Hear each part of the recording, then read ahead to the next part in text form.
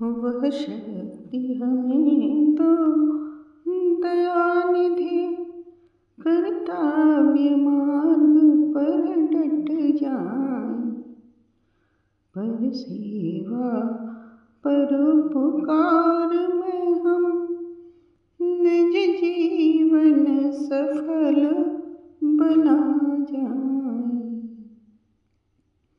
हम प्रतिदिन ईश्वर से यही प्रार्थना करते हैं। मनुष्य एक सामाजिक प्राणी है। वह समाज के बिना नहीं रह सकता। वह समाज का निर्माण तभी होगा जब व्यक्ति में परस्पर सौहार्दपूर्ण व्यवहार चलता रहे। विभिन्न व्यक्तियों के संबंधों का निर्वहन तभी संभव हो पाता है जब वे अपने कर्तव्यों का समुचित पालन करते हैं। जीवन में हर पल, हर क्षण, हर दिन हम अपने कर्तव्यों का निर्वहन करते हैं।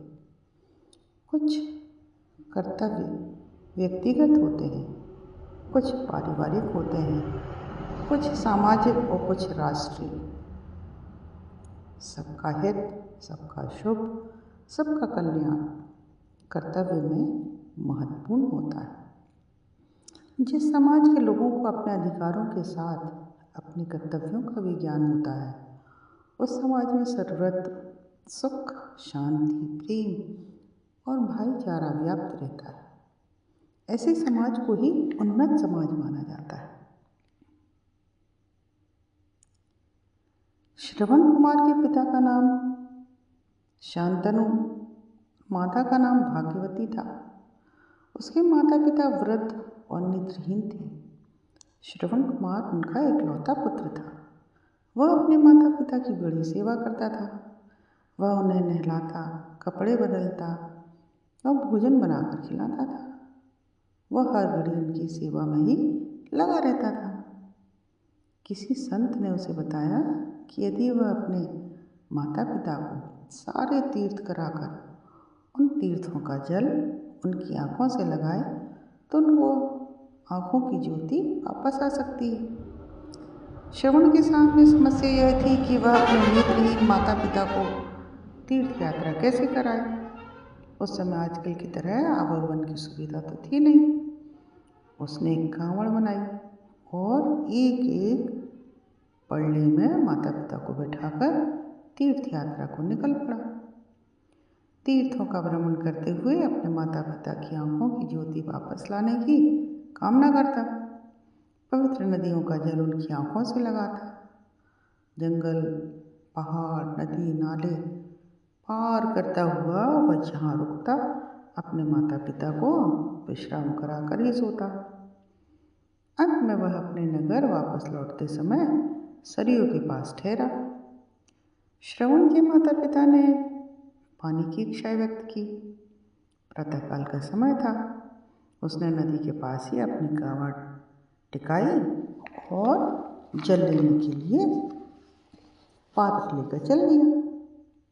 जैसे ही श्रवण ने जल लेने के लिए जल पात्र को नदी में डुबाया, डब डब की आवाज़ हुई। यह आवाज़ पास के जंगल में एक आखेटक ने सुनी।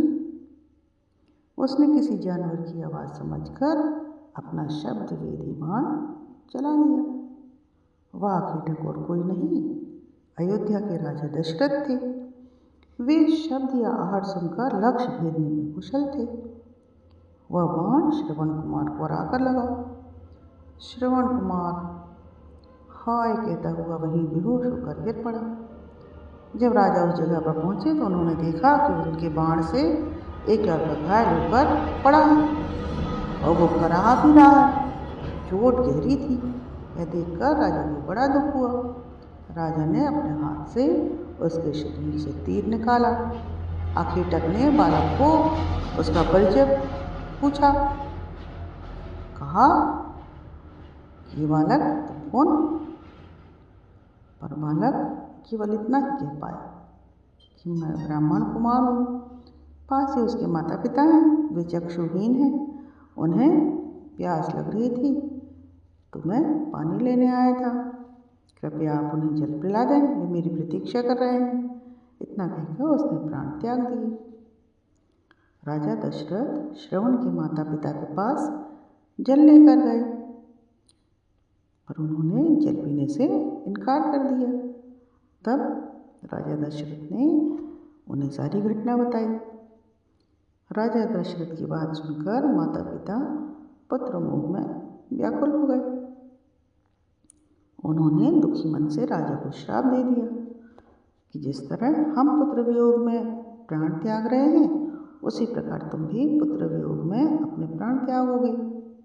राजा दशरथ ने उनसे क्षमा मांगते हुए कहा कि उनसे अनजाने में ही अपराध हुआ है, किंतु अब क्या हो सकता था।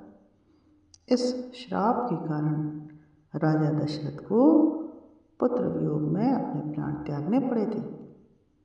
तो धन्य है श्रवण कुमार और धन्य है उसकी मातृ पितृ भक्ति।